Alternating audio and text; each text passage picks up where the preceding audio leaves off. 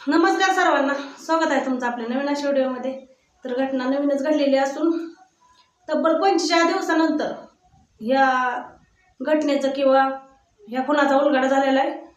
ते कसा, चला बघूया या व्हिडिओमधून। त्यापूर्वी तुम्हाला सांगते, मी खूप दिवसापासून व्हिडिओ काढत आहे आणि आपलं वॉच टाइम बी बऱ्यापैकी कव्हर होत आलं होतं। सबस्क्रायबर 1600 झालेत आहे, पण आपलं वॉच टाइम कमी व्हायला लागले। म्हणजे बघायची शॉर्ट व्हिडिओ भरपूर लोक बघते ती, पण मोठे व्हिडिओ बघणं झाले ती। त्यामुळं आपलं मोठे व्हिडिओ पण, जे लॉंग व्हिडिओ आहेत ते पण बघत जा। आणि इथून पुढे वेळात वेळ काढून मी सारखा व्हिडिओ काढायचा प्रयत्न करेन। कामामुळे मला काही जमत नव्हतं, पण इथून पुढे सारखा व्हिडिओ काढायचा प्रयत्न करेन। तर चला घटनेकडे। यूपी राज्यातील आग्रा येथे घडलेली घटना आहे। सिकंदरा या इलाक्यात घडलेली घटना आहे। सुरेंद्र शर्मा मृतकाचं नाव आहे, वय 44, आणि त्याची बायको रुबी वय 37। या दोघांचा संसार खूप वर्षापासून चालू होता। 2 मुली होत्या। सगळं चांगलं असताना त्याला दारूची लत लागली।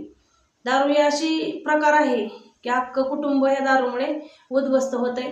मुलाबाळांचं, लेकरांचं आणि त्या बायकोचं किंवा त्या आईवडिलांचं, त्याच्या जो पितो त्या व्यक्तीच्या खूप घरात हाल असतात। त्याचाच परिणाम, ह्या दारूचाच परिणाम त्या बायकोला खून करायला भाग पाडलं। चला कसं जाणून घेऊया। रुबी आणि सुरेंद्र खूप दिवसापासून नवरा बायको एकत्र राहत होती, चांगला संसार होता। तरी पण तो दारू पिऊन यायचा आणि तिला खूप मारहाण करायचा, शिवीगाळी करायचा। तिला तो नको नकोसा झाला। मग खूप दिवस सहन केल्यानंतर ही म्हणली, ह्याचा कुठं शेवट झाला पाहिजे असा तिने विचार केला। आणि हा विचार तिचा चुकीचा होता। तिने तलाक घ्यायचा असतो। तिनं एक प्लॅन आखला। प्लॅनानुसार तिनं काय केलं, घरात म्हणली नवीन बाथरूम बांधायचं, शोषखड्डा आणि नवीन बाथरूम बांधायचे। नवऱ्याला सांगून मिस्त्री बोलवली। खाली वीट बांधकाम, जमिनीत खड्डा खांदून वीट बांधकाम करून घेतलं। आणि निम बांधकाम झालं की म्हणली, मिस्त्री चांगलं नाही तर म्हणली हे मिस्त्री बंद करा, नवऱ्याला म्हणली। आणि त्यांनी बंद केलं। तसाच खड्डा पूर्ण राहिला। म्हणले आपण दुसरं मिस्त्री बघू। पण तिचा तो प्लॅन होता नवरा मारून त्या खड्ड्यात टाकायचा।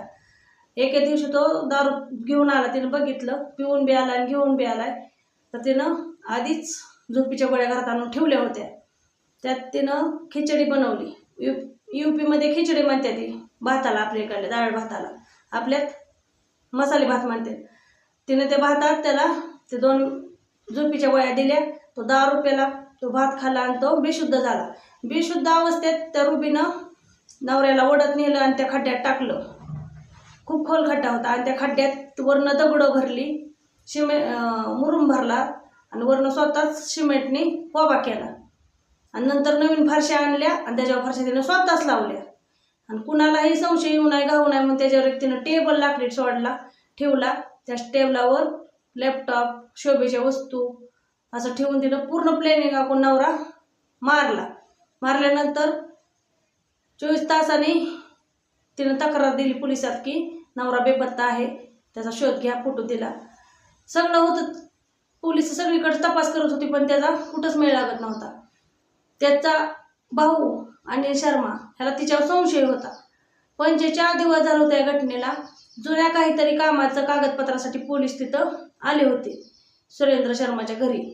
हिला वाटलं काय झालं म्हणून तिनं अनिल शर्माला त्या बोलवून घेतलं आणि चलबिचलीत पोलिसांनी तिचं ओळखलं। त्या अनिल शर्माने तिचं ओळखलं आणि तिला विचारलं अनिलने की काय केलं तू माझ्या भावासोबत। तर ती म्हणली बाथरूममध्ये पुरलंय त्यांना। ती खूप बिहली आणि सांगितलं, त्याने पोलिसांना सांगितलं। पोलिसांनी तो बाथरूम खड्डा उकरला आणि त्यात त्याचा मृतदेह सडलेल्या अवस्थेतला काढला। खूप विचित्र बाई, किंवा हिच्या डोक्यातले विचार खूप वाईट होतं। मान्य आहे, तो खूप त्रास देत होता आणि तो हिला मानसिक त्रास दिल्यामुळे ती या टोकाला पाऊल उचलायच्या गेली। पण तरी पण ह्यातून मार्ग निघत होता। तिनं त्याला तलाक द्यायचा असतो आणि वेगळं राहायचं असतं। ह्यात काही शारीरिक संबंधाचा किंवा लफड्याचा काही संबंध नसताना फक्त आणि फक्त बायकोला मानसिक त्रास दिल्यामुळं आणि शारीरिक त्रास दिल्यामुळं दारू ह्या घटनेला हे कारणीभूत आहे। बघा घटना कशी वाटली, आवडल्यास एक लाईक करत जावा आणि आपल्या चॅनलचं शॉर्ट व्हिडिओ बघता मोठं पण व्हिडिओ बघत जावा। तर चला भेटूया पुढील व्हिडिओ।